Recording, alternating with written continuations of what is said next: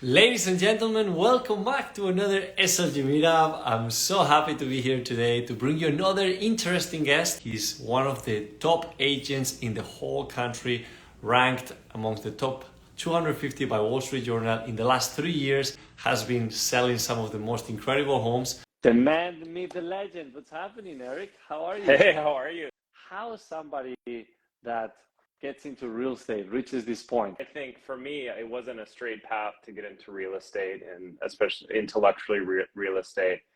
It was kind of a windy road through.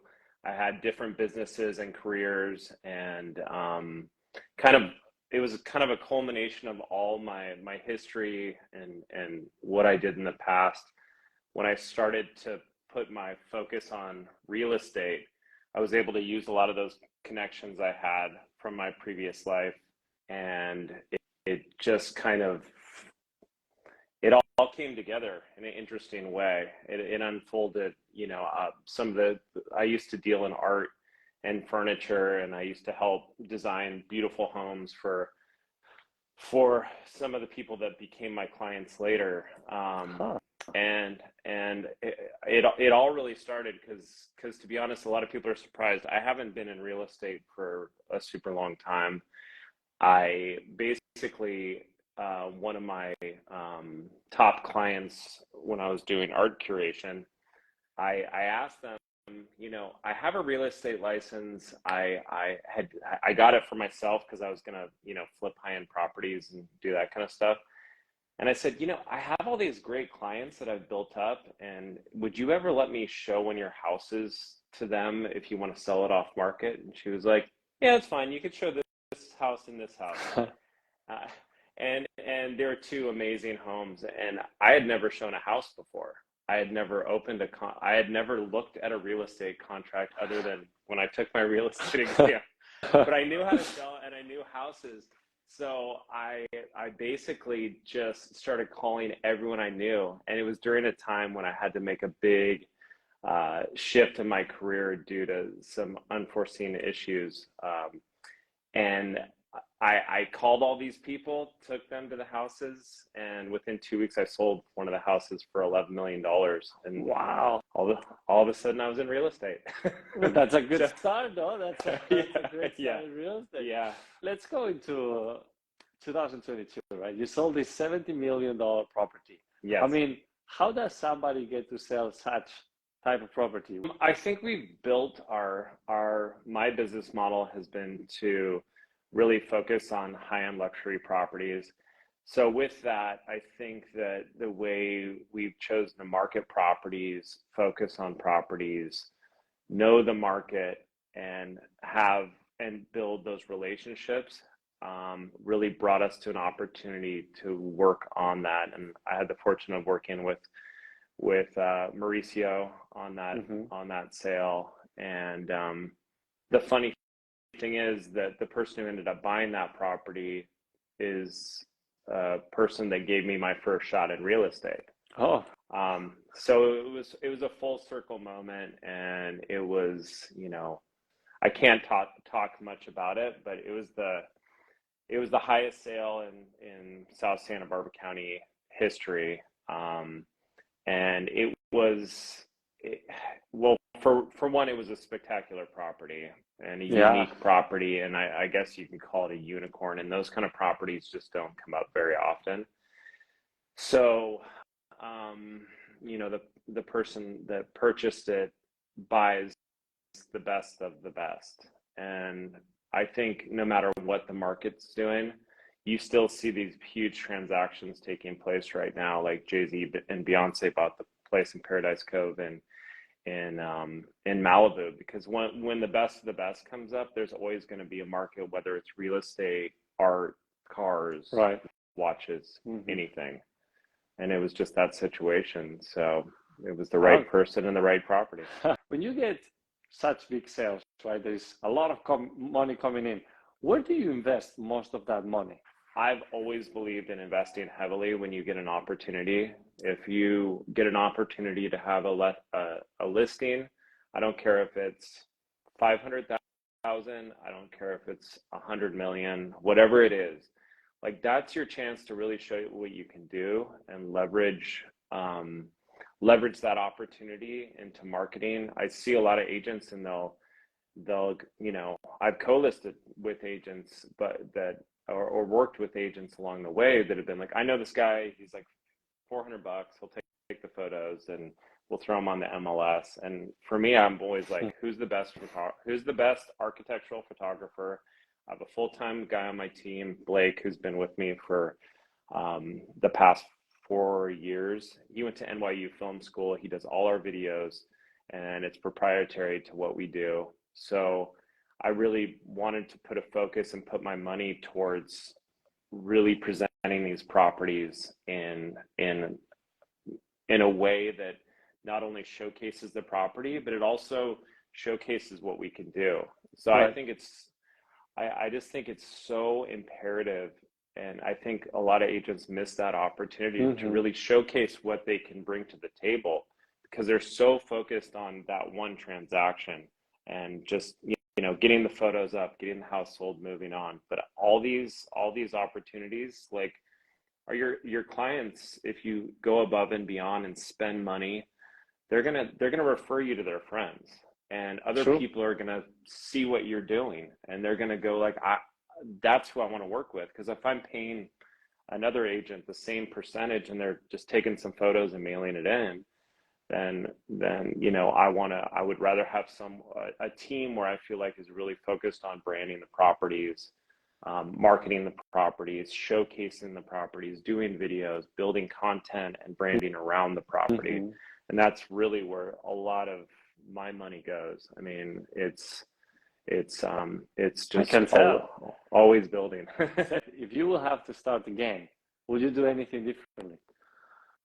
Well, I mean, I think I got I don't want to say I was fortunate, because I would say that I was building up to my career in real estate for about 15 to 20 years before I got into real estate.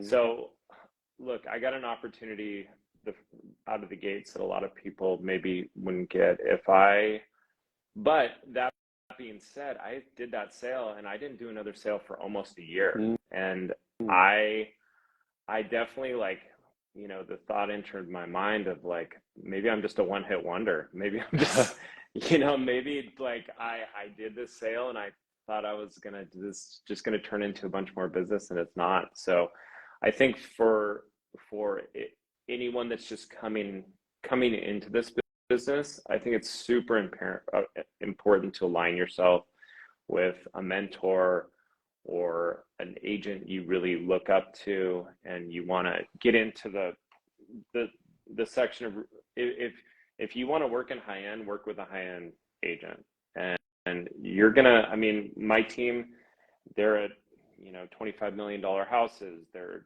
meeting the clientele, they're communicating and learning how to communicate in a way that feels more boutique and concierge. And we have a real emphasis, and we've really built out our team recently to be super accommodating, be super on it. So tell us a little bit about the market. The market has less urgency in it right now. So what I'm seeing is great houses that are priced correctly. What we have to do is recalibrate.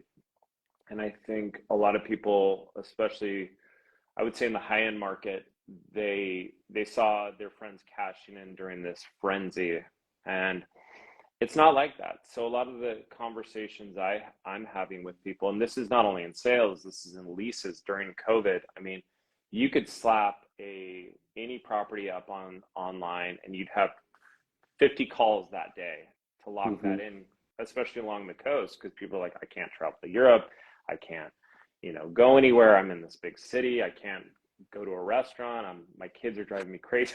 So they're just desperate to rent something, so they'll pay whatever. But I think if you're willing as an agent to have those hard conversations and say, look, maybe last year we could have been aspirational in the pricing of your home. This year, let's get to that tipping point of where it will create excitement. It has to be priced correctly. So I think it's not as easy of a market, but I think if you just kind of take it as a challenge and think of what you can do better as an agent, and and I mean, like I go on listing appointments.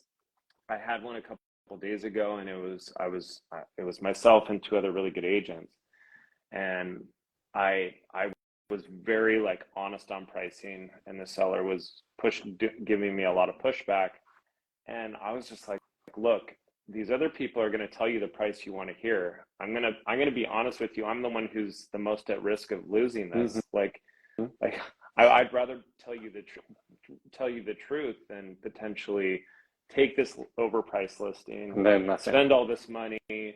You're going to be upset with me. You're going to be upset with, you know, and it's just not worth it. So I think it's just agents have to have hard conversations with people and then show how they add value. 100%. I mean, from any shape or form, what is really luxury to you?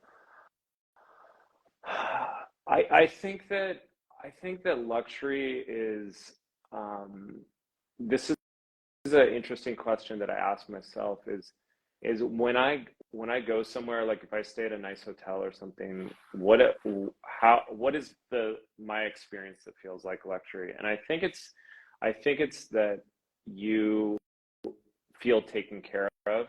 I think it's that things are done without you asking. I think things are done in a refined, thoughtful way. And I luxury to me isn't just about like things that are fancy and glamorous. It's about an experience, and it's about an elevated. Luxury is an elevated experience when it comes to what we do. So, like we try and treat our business like a super 5-star hotel in how we treat our clients. And I think if we can give them that luxury experience where they feel taken care of, that would be my definition of luxury. If you have one piece of advice that people can take with them today, put yourself out there in every single way, whether that's social media, whether that's meeting people, interacting. You never know where relationships go. And I know for me, like we're building a bunch of social media content right now, and it's so uncomfortable. And I just added a woman to my team, and you know, she's like, I haven't been doing it, but I want to get into it. And I'm like, it's like if someone told you if you took this like disgusting medicine every single day and it tasted horrible and you hated taking it, but you knew that it was going to be really good for you. Like at first, like when it comes to social media and putting it out there, it's like so uncomfortable and you don't want to do it. And then once you do it, you get more comfortable with it, and you're seeing results, and you just have to put yourself out there. Well, whatever that is. I mean, social media, building relationships. It's just you constantly have to be in front of people. And I luckily have a couple young people that work with me who are always like, let's film this, let's do this. And I'm like, oh God, there's so many conversations. But at the end of the day, I'm happy we did it. So it's like going to the gym or whatever. It's like some days you don't want to do it, but you just do it. And so it's just stay consistent, keep building, leverage up. I don't care if you're walking around the Brokers Open and you're going into beautiful homes. I've done that at the beginning of my career. I would go to Brokers Open. I put on my story, and people are like, oh my God, man, you're killing it. You're going in these great houses. That I'm like, it's not my listing, but the perception is that it is. So that perception is really important today. So just put yourself out there. Thank you so much.